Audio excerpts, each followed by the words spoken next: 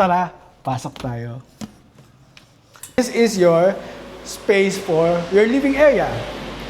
Ang dami kang windows dito, no? May sliding door ka dito, may fixed window ka sa ibaba, tsaka dito sa gilid. Dito may awning window ka sa taas, fixed window yung ibang makasama. Kasama na din itong split type air conditioning unit. I think dito yung magiging media wall mo. So maglagay ka dito ng couch.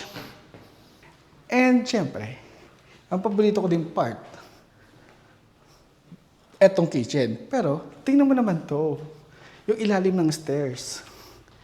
Ganda tignan, di ba? Oh, gusto ko to.